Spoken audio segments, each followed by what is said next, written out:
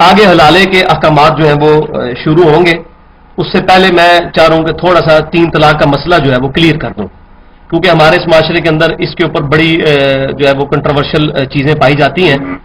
تو حلالے کا مسئلہ میں اگلی دفعہ بیان کروں گا، رینڈملی تو میں نے تھوڑا سا بیچ میں بیان کر دیا. بھائیو، اہل سنت و جماعت کا یہ اجماعی مسئلہ ہے، صحابہ کرام علیہم رضوان کا اس پہ اجماع ہے کہ اگر کوئی شخص اپنی بیوی کو اکٹھی 3 طلاقیں دے دے تو وہ 3 کی 3 واقع ہو جائیں گی. اس امت میں پہلی شخصیت 8ویں صدی ہجری میں امام ابن تیمیہ رحمۃ اللہ علیہ ہیں، جن کو اجتہادی غلطی لگی کہ انہوں نے صحیح مسلم کی ایک حدیث کا غلط رزلٹ نکال کر یہ کہہ دیا کہ عورت کو اگر اکٹھی 3 طلاقیں دی جائیں گی تو 1 تصور کی جائے گی. ان 800 سالوں میں ہمارا چیلنج ہے کسی ایک صحابی، تابعی، تبع تابعی، کسی ایک محدث سے صحیح سند سے یہ ثابت ہو کہ وہ اکٹھی 3 طلاقوں کو 1 کہتا ہو. قطعاً نہیں ثابت. امام بخاری کا یہی موقف ہے، امام مسلم کا یہی موقف ہے، امام ابو داؤد کا یہی موقف ہے، امام ترمذی کا یہی موقف ہے، امام نسائی کا یہی موقف ہے، امام ابن ماجہ کا یہی موقف ہے. باقاعدہ انہوں نے اپنی حدیث کی کتابوں میں ہیڈنگز بنائی ہیں، اکٹھی 3 طلاقیں واقع ہو جاتی ہیں. اچھا، اب اس میں پیرلل میں ایک بات یہ ہے کہ اکٹھی 3 طلاقیں اگرچہ دینا یہ حرام ہے، ابھی ہم پڑھ چکے ہیں کہ 3 توہر تک انتظار کرنا ہے. 1 طلاق دے، 3 توہر کے بعد ویسے ہی بیوی فارغ ہو جاتی ہے، وہ چاہے تو آپ سے نکاح کرے دوبارہ یا کسی اور سے کرے. 3 طلاقیں تو دینے کی ضرورت نہیں. لیکن اگر کسی نے اکٹھی 3 طلاقیں دے دی تو یہ اللہ نے اس کو اختیار دیا تھا کہ وہ 1 طلاق کے بعد 3 مہینے انتظار کرتا، لیکن اس نے اپنا اختیار استعمال کر لیا. اب اس کو سزا بھگتنی پڑے گی، اس کی بیوی اس سے ہمیشہ کے لیے فارغ ہو گئی. اب دوبارہ اس عورت کے ساتھ نکاح نہیں ہو سکتا.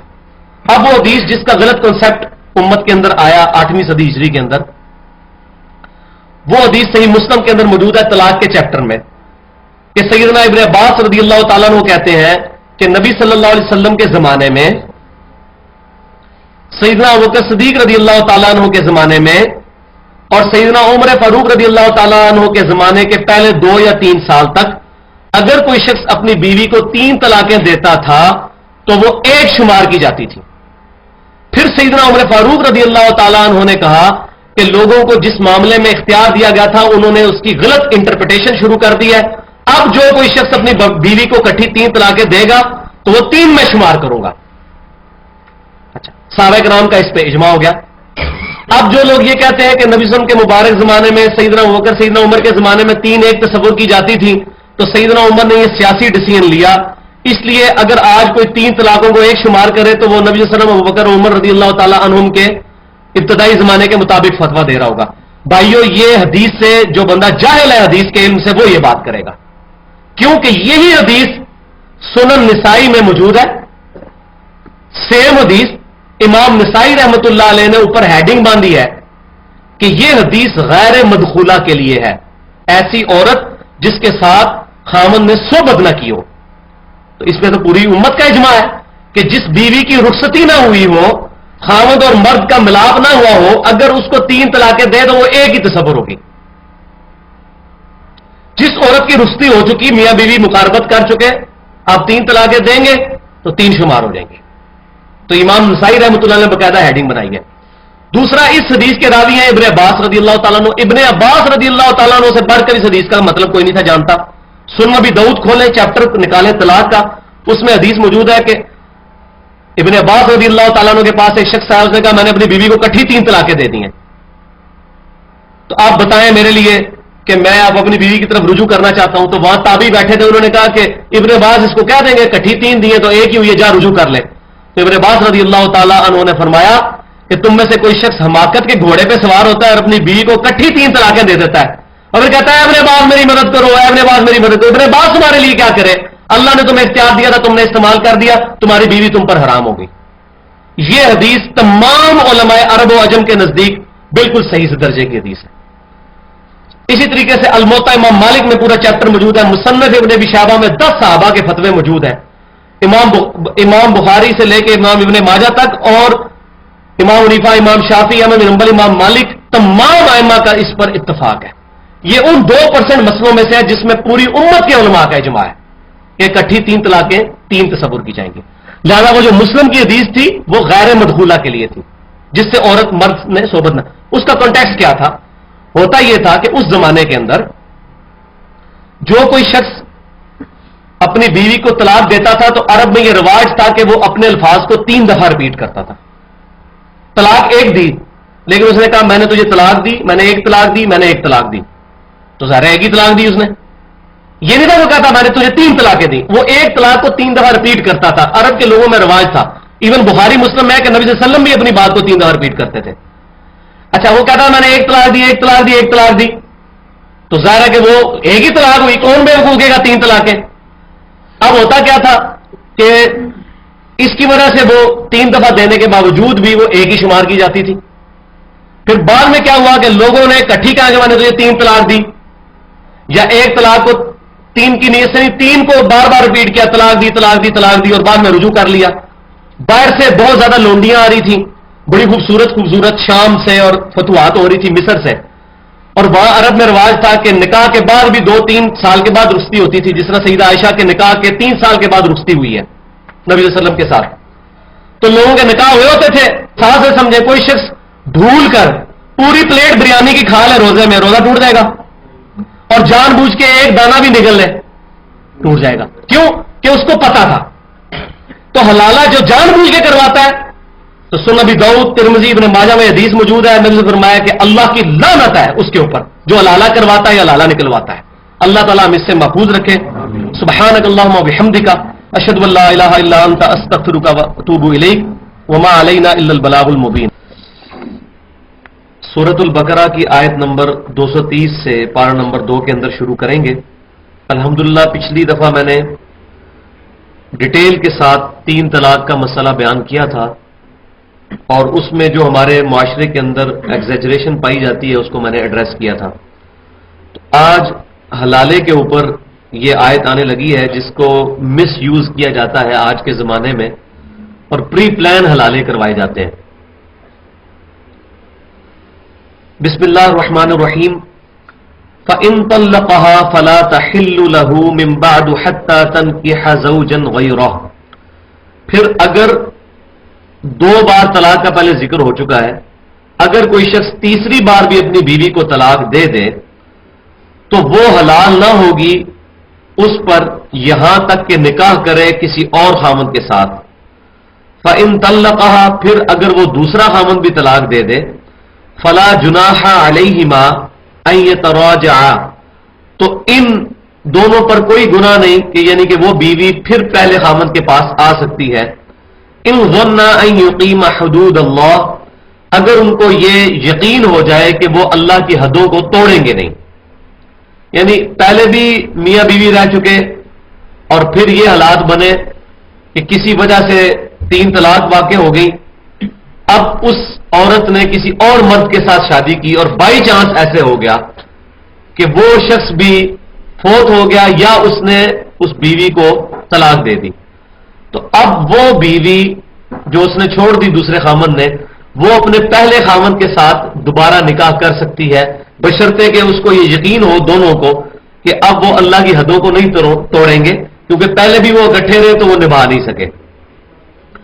اس کو شرعی حلالہ کہا جاتا ہے. یہ نیچرل طریقہ ہے حلالے کا کہ اگر کسی شخص کی کوئی بیوی تھی، اس نے اپنی بیوی کو 3 طلاقیں دے دی، اب وہ بیوی ہمیشہ کے لیے اس پر حرام ہو گئی.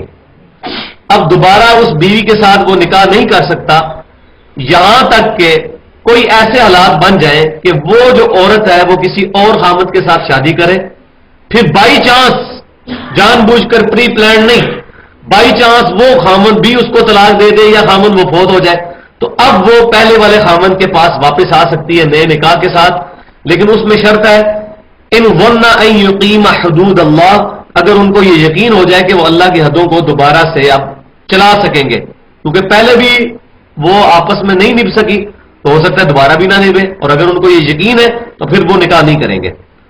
وَتِلْكَ حُدُودُ اللَّهِ، اور یہ اللہ کی حدیں ہیں، يُبَيِّنُهَا لِقَوْمٍ يَعْلَمُونَ، جو کہ اللہ تعالیٰ کھول کر بیان فرماتا ہے ان لوگوں کے لیے جو کہ علم رکھنے والے ہیں. تو اللہ تبارک و تعالیٰ اپنی آیات کو کھول کر بیان فرمانے میں یا چیزوں کو کلیئر کٹ لوگوں کے سامنے ارشاد فرمانے میں کوئی شرم محسوس نہیں کرتا. اب یہاں میں تھوڑی سی گفتگو کروں حلالے کے حوالے سے کہ جو شخص اپنی بیوی کو 3 طلاق دے چکا، چاہے اس نے یکمشت دی تھی یا وقفوں سے دی تھی، اب اس کی بیوی ہمیشہ کے لیے اس پر حرام ہو گئی. اس پہ میں نے ڈیٹیل سے پچھلی دفعہ صحیح ستہ سے بے شمار حوالے دے کر امت کا اجماع بتایا تھا. اگرچہ 3 طلاق اکٹھی دینا حرام ہے، لیکن اگر کوئی شخص اکٹھی 3 طلاقیں دے دے گا تو صحیح مسلم کی حدیث، سنن نبی داؤد کی حدیث، اسی طریقے سے سنن ابن ماجہ میں پورا چیپٹر ہے، ایک مجلس میں دی گئی 3 طلاق 3 تصور کی جائیں گی. پوری امت کا اس پر اجماع ہے، صحابہ کرام علیہم رضوان کا اس پر اجماع ہے، تابعین تبع تابعین، تقریباً 700-800 سال تک مسلمانوں میں کوئی اختلاف نہیں رہا. تو پہلی شخصیت جن کو اس معاملے میں مغالطہ لگا وہ امام ابن تیمیہ رحمۃ اللہ علیہ تھے، اور ظاہر ہے وہ پروفٹ نہیں تھے، کسی بھی غیر نبی کو کوئی غلطی لگ سکتی ہے. لیکن جب ہمیں یہ پتہ چل گیا کہ انہیں اس معاملے میں غلطی لگی تو ہمیں قرآن و سنت اور اجماع کی طرف رجوع کرنا چاہیے.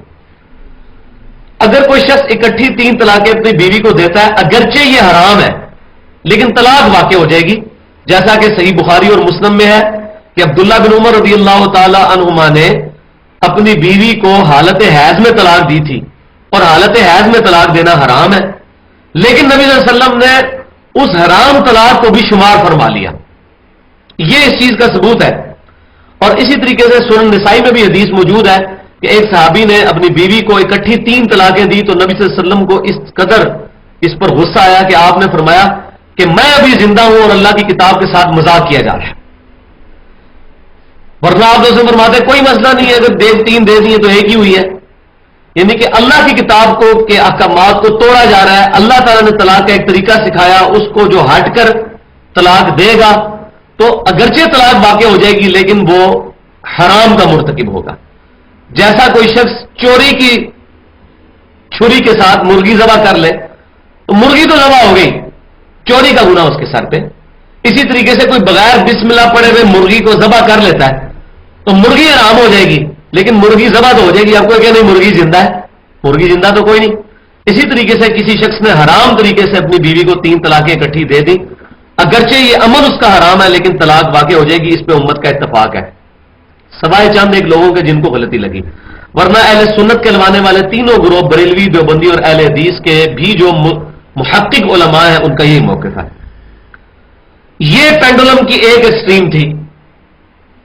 اب پینڈولم کی دوسری ایکسٹریم آ رہی ہے کہ وہ لوگ جو اپنی بیویوں کو اکٹھی 3 طلاقیں دیتے ہیں تو اب ایک دوسری پارٹی موجود ہے جو ان کو حل بتاتی ہے اور وہ کہتی ہے ہم آپ کا حلالہ نکلوا دیتے ہیں.